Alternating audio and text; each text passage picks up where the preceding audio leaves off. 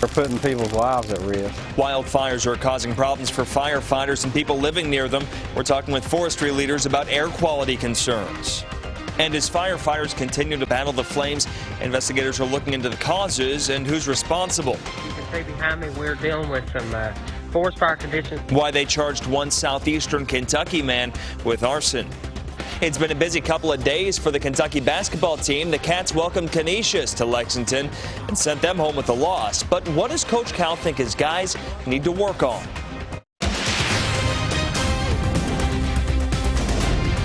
This is WKYT News at 11. Good evening and thanks for staying up with WKYT. I'm Sean Moody. If you're already wishing for spring, we'll get some this week. In fact, it looks like we may get 3 of Kentucky's seasons all in the next few days. But what's missing from that forecast? A little bit of rain. We begin with meteorologist Jim Caldwell and your no-wait weather forecast. Yeah, that's the only thing missing, I promise, at least through the work week here. We've got some chances toward the end of the week.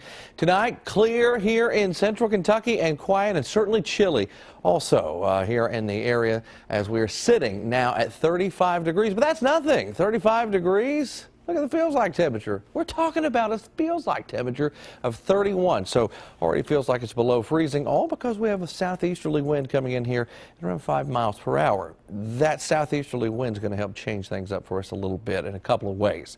First, we have temperatures out there. The southerly wind drives our highs up again tomorrow, probably into the upper 50s, low 60s. Right now, we're finding ourselves, though, in the low and mid 30s in most locations, with a few 40s also thrown into the mix. What we're looking at here is a very high resolution satellite image that's coming in from parts of Middle Tennessee. Now, our winds will be flowing in from this direction, and you see this shading right here. That is not cloud cover. That is smoke from forest fires. And once we start to increase our winds just a little bit and change them a little more tomorrow, as you see with our wind forecast, it's going to start driving that smoke and that air quality will start to diminish. Now, again, it's not an extremely windy day as we go into tomorrow, but it just takes a little bit to start carrying those particles towards us. That's something that's going to shake up just a little bit for us tomorrow, Sean.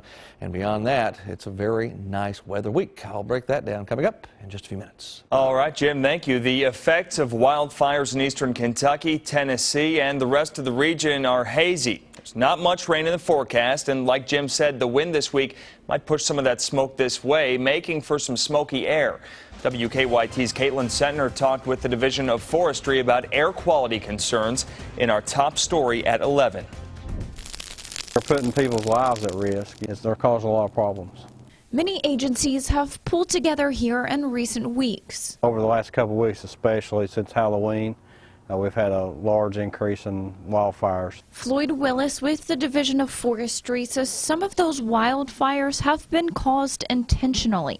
They've been searching for the culprits amidst battling the fires. Perry, Pike, Bell, Harlan, Knox. Those are just a few of the counties impacted. Right now, Willis says Kentucky has 26 wildfires spanning 26,000 acres. Last week we had the wind that's coming out of the south. That wind was causing heavy smoke, leading to some school closures. I don't know that we have the volume of smoke right now that we had a week ago, but that could change quickly. Southeastern winds are expected to move that smoke north. Officials say it could creep up to Lexington, and they worry about how it impact heavily populated areas.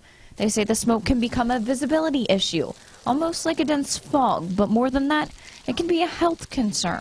It has a lot of what we call particulates in the air, and it's hard, especially people that are sensitive to that type of thing with asthma or other respiratory problems. Willis recommends if the smoke makes it this way that people with respiratory problems stay inside. He's hoping next week brings us some rain. If we had rain, that would really help out the situation a lot. Caitlin Sentner, WKYT. Many of the fires in southern Kentucky, investigators think, were the result of foul play. This week, police in Harlan County arrested a teenager for arson, and then in Letcher County, a man was arrested and charged with arson. The Jenkins police chief says 21-year-old Johnny Mullins is a want-to-be weatherman who admitted starting a wildfire to get attention on Facebook.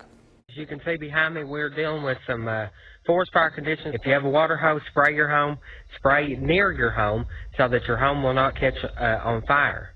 There you see Mullins giving tips there on his Facebook page. Mullins has been charged now with second-degree arson. He was booked into the Letcher County Jail. And as those wildfires continue to burn across eastern Kentucky, the Scott County Fire Department has decided to lend a helping hand. Captain Eddie Waller says crews have been working around the clock to help contain those fires. He says they've been struggling to contain a large fire on Pine Mountain in Harlan County. Waller says their department is helping other crews and the National Guard trying to protect homes there in the area.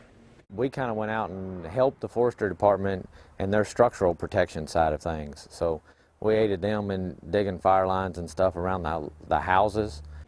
The latest crew left this morning. Captain Waller says they'll keep sending crews down throughout the week. The Division of Forestry also told us tonight Kentucky hasn't had to use the National Guard to battle wildfires like they're doing right now since 2001. He won the election 5 days ago. Now he's trying to win over Americans. Tonight, Donald Trump sat down for his first extensive interview as president-elect. Trump told 60 Minutes what we can expect from his presidency on topics ranging from marriage equality to abortion rights. And as CBS's Roxana Saberi reports, it comes as protests continue from coast to coast. In his first TV interview as president-elect, Donald Trump told 60 Minutes he won't challenge marriage equality, and he plans to appoint pro-life judges to the Supreme Court. Leslie Stahl asked him if he wants the court to repeal Roe versus Wade. If it ever were overturned, it would go back to the states. So it would go back to the states. Some women won't be able to get an abortion. No, it'll go back to the states. By state? No, some. Yeah, well, they'll perhaps have to go to another state. Trump also acknowledged he's relying on lobbyists on his transition team. They know the system right now, but we're going to phase that out. You have to phase it out. Also on Sunday, Trump announced 2 key appointments. Chairman of the Republican National Committee, Reince Priebus, will serve as White House Chief of Staff. Right-wing media mogul Steve Bannon will be chief strategist. A campaign statement referred to the 2 men as equal partners. The new administration will face growing tensions as protests against Trump spread across the country for a 5th day. What are you most afraid of? That racism and sexism and homophobia will go unheard. And into the night, from San Francisco to New York. Security is growing tighter here outside Trump Tower in New York. Barricades have been set up all around it as protesters vow to keep demonstrating in the days and weeks to come. How long do you plan to be out here protesting? For as long as it takes until our message gets across. In his interview with 60 Minutes, Trump asked protesters not to fear his presidency. We are going to bring our country back, but certainly don't be afraid. He says he wants people to give him a chance. Roxana Saberi, CBS News, New York. Trump also said again he won't accept the $400,000 salary that comes with the office of president. New tonight, a man is in the hospital after Lexington police say he collided with a car. Police tell us the man walked into a car that was sitting in traffic on New Circle Road this evening. This happened between Russell Cave and North Broadway. That man was taken to the hospital with non-life-threatening injuries. The car, though, did have some damage. Police are looking into whether or not that man was under the influence of alcohol at the time. Lexington police are also investigating a deadly crash that happened overnight. Police say a car was speeding down Polo Club Boulevard when it went off the road and hit a tree in the median. They tell us 34-year-old Jordan O'Brien died at the scene, and a woman was taken to UK hospital. Police believe alcohol may have been a factor in that crash. Lexington police have arrested one person after an SUV slammed into a home overnight.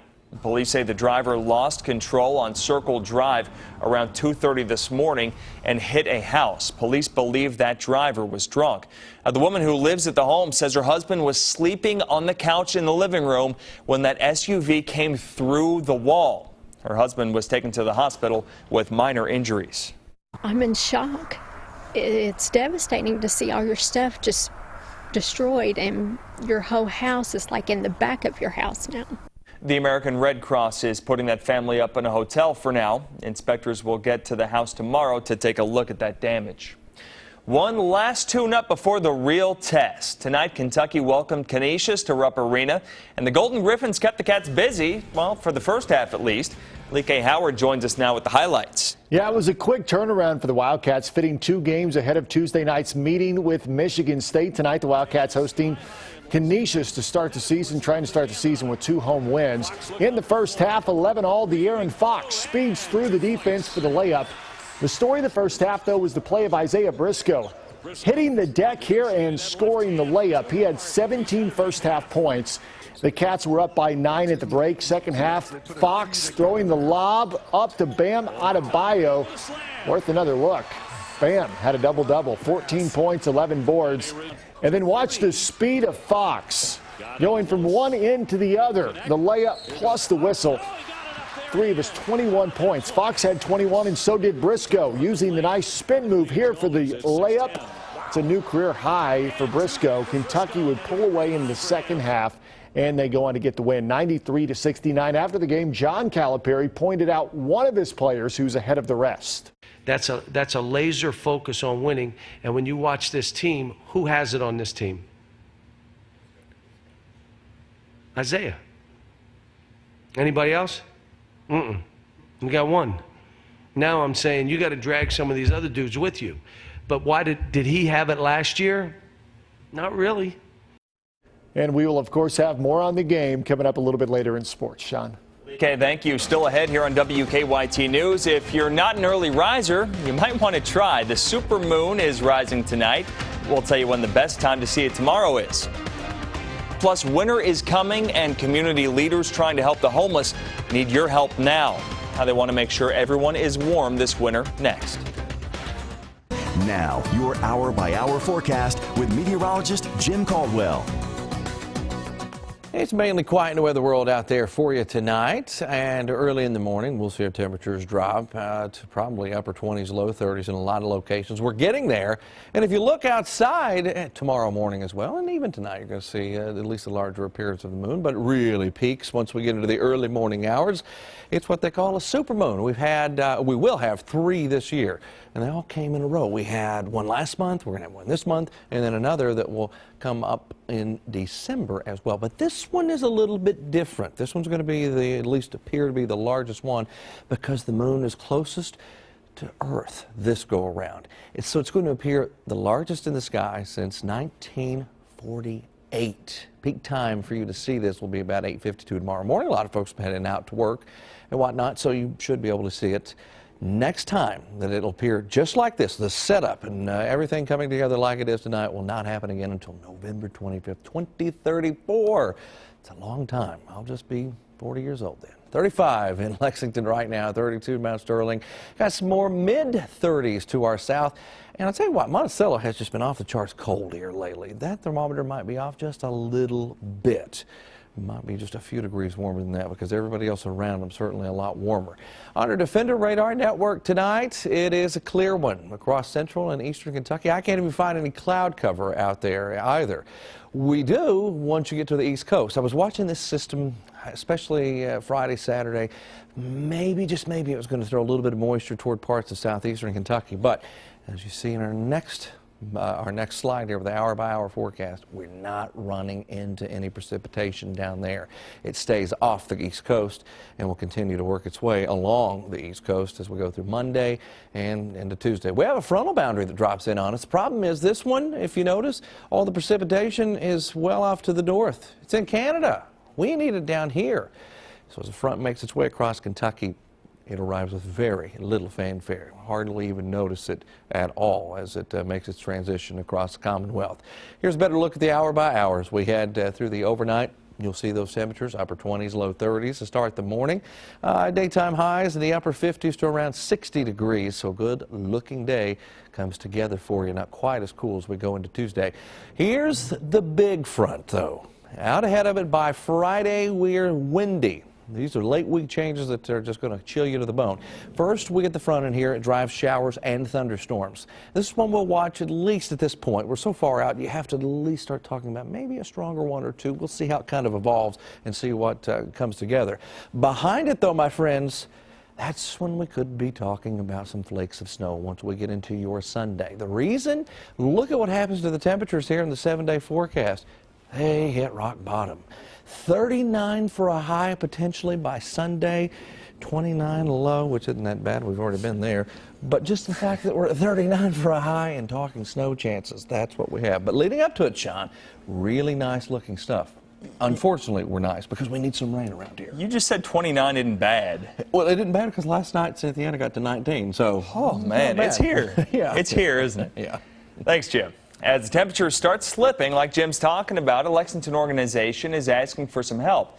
The Catholic Action Center and God's Net leaders say with winter right around the corner now, they're in desperate need of blankets. Volunteers at God's Net tell us their supply of blankets is low, and they're down to just their supply of emergency blankets at this point.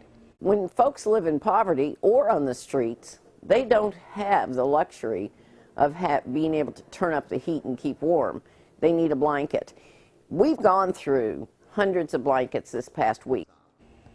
If you'd like to make a donation, you can drop blankets off at God's Net on East 5th Street in Lexington.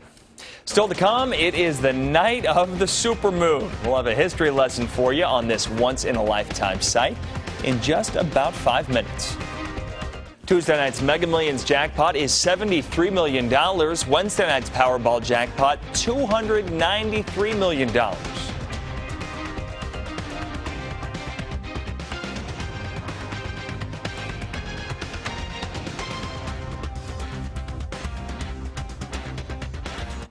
There will soon be somebody new in charge in one Magoffin County city. Back in September, a jury found Painesville Mayor Bob Porter guilty of theft of federal funds and bribery after deliberating for more than 3 hours. Investigators say Porter, with the help of former Painesville Utilities general manager, did not pay for $7,000 in services provided to his homes in Painesville. Porter submitted a resignation letter last month, and his last day was today. The city plans to name an interim mayor tomorrow evening, and Porter will be sentenced in January. Fewer than 10 people are being considered for Western Kentucky University's president position. The search committee met Friday to cut that list down. Current WKU president Gary Ransdell plans to retire next summer. The chair of the presidential search committee says he doesn't expect candidates' names to be made public unless they become finalists.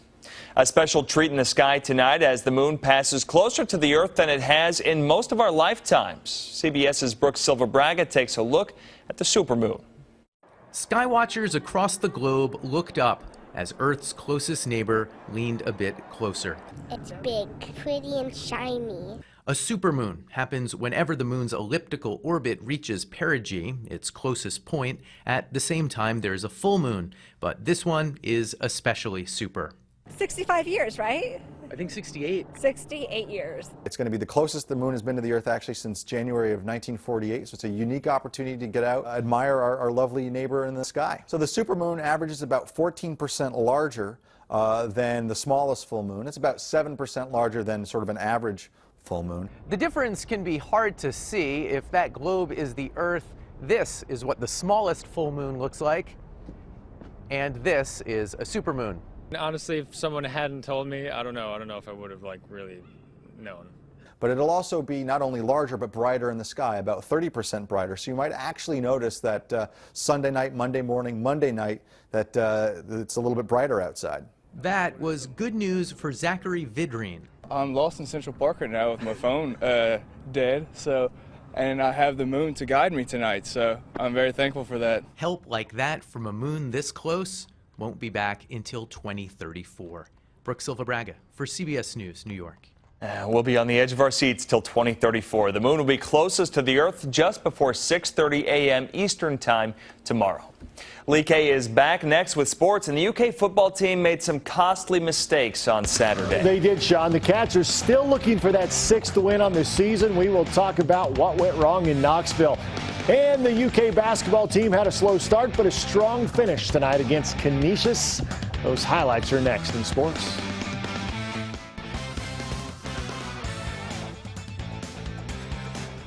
The number 2 Kentucky Wildcats in the middle of a 3 games in 5-day stretch tonight, welcoming in Canisius, the Golden Griffins, to Rupp Arena.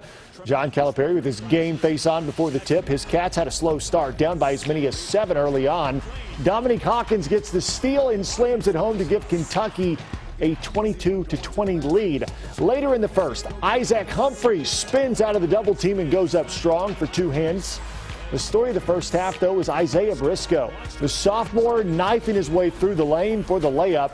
Just over a minute to play in the half. Briscoe drives and scores again as he hits the deck. He had 17 in the first half. Final seconds of the first half, De'Aaron Fox lobbing it up to Malik Monk for the stuff. Kentucky led by 9 at the break. Wildcats begin to pull away in the second. Fox splitting the defenders. He's the alley, and Bam Adebayo is the oop. Adebayo finished with a double-double, 14 points, 11 rebounds. Here's Adebayo with the rebound. The kick out to Monk for 3. Kentucky hit 4 3-pointers, all in the second half. Fox then racing through traffic on the break. The lay-in, you heard the whistle. De'Aaron Fox, 21 points tonight, tying the game high with Briscoe. The spin and the score. 21 points, a new career high for Briscoe. And then the Cats just showing some good ball movement, playing a little keep away here. Monk to Adebayo, actually Briscoe to Adebayo on the baseline. That's a bam slam to finish it off. And Kentucky gets the 93-69 win to improve to 2-0. Here's Rob Bromley. For the Cats, it was not a good start. They fell down by 7 right at the beginning of the game. And the veteran Isaiah Briscoe, a guy that John Calipari can count on, is the guy who steadied the ship. Isaiah was the man. What he did was he just willed us when we were dying and just said, look, I'm not settling. I'm going to get something at the rim. Made his free throws, rebounded the ball. I was just doing whatever I needed to do to keep my team in the game. We came out sluggish, wasn't hitting shots, so I had to keep us in the game. He just stepped up and did what a leader's supposed to do. I mean, he took over. You know, we kind of, I don't want to say we got rattled, but he just really calmed us down. He did what he was supposed to do, and then we just followed behind him. We got a big game on Tuesday, so it was good that we was down, you know, in the first half early, let them get used to stuff like that. But I mean, we should be fine. So now it's the first high-profile game of the season. Tuesday night in the Garden against Michigan State. Cal says he may start 4 freshmen. In Rupp, Rob Bromley, WKYT. Thank you, Rob. You heard him talk about it. Kentucky will get its first big test of the season Tuesday night against Michigan State. A 7 p.m. tip from Madison Square Garden, part of the State Farm Champions Classic on ESPN. Morehead State hosting Lipscomb for a Sunday afternoon matinee game. Here's Rico Marrero. He scores in the paint. Marrero, big day for him. A double-double, 17 points, 16 rebounds. Xavier Moon drives, pulls up on the baseline, and knocks down the jumper, 2 of his 12 points. Eagles up by 12 at the break. Second half, Malik Maitland gets the step on his defender and finishes at the rim. The Eagle point guard with 5 points and 8 assists. One of Maitland's dimes here going to Taekwon Biting. He throws down the two-handed slam in traffic. The big man had 9, and the Eagles moved to 2-0 on the young season, beating Lipscomb 89-75. Well, Saturday's Kentucky football game at Tennessee featured the good, the bad, and the ugly. The good was the Wildcats' 635 total offensive yards, including 443 rushing yards, the most ever against an SEC opponent. Well, the bad was several key injuries to Jordan Jones, Josh Allen, Denzel Ware, Jeff Badette, to name a few. And, of course, the ugly was Kentucky's 4 trips into the red zone without a touchdown. Despite the rough day in Knoxville, Mark Stoops remains encouraged. We have to learn with every opportunity in our preparation in games and big moments in tough environments against very good football teams. You have to get better each and every day, and our team has to bounce back. They will. I think it's very important. We've come a long way, and we're not going to go backwards. We got to continue to push forward. This next week is the next opportunity, and we got to approach it and challenge it the same way we always do. Despite the loss, the Cats' goal of a bowl game is still within reach. Kentucky has a great opportunity Saturday in the final game of the season, Sean, against the winless Austin Peay team. Kickoff at 4:30 on the SEC network. This is one, Sean, that the Wildcats can win and should win, and they should punch a ticket to the bowl game. Yeah, they got to get that 6th win. That's one of those things. It seems like we get a few wins early on, and then we got to fight for that 6th. It's coming Saturday. They're going to get it good. Saturday. Mark Leakey's words. All right, we will be right back. All right, get ready for 3 seasons coming up. Yeah, you're going to get it all this week. Yeah. If you are a fan of fall, you're going to see it in the first part of this. Fan of fall. Yes. Yeah, there you go. You got the 50s.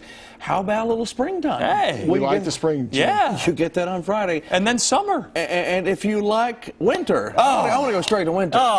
You get that as well. We don't like winter. Exactly. No, 7 we get some days from 20s now. in there. But there are some people who are really, we were on Facebook Live earlier and people saying, when's there snow? When's there snow? It's time. People are getting in the mood. You know, we're about a month and a half away from Christmas. People start thinking about it. Yep. You've got potential flakes coming, you say. Yeah, my friend. We'll see. All right, everybody. Thanks for joining us. Our next newscast is tomorrow at 4:30 a.m. And remember, the news is always on at WKYT.com.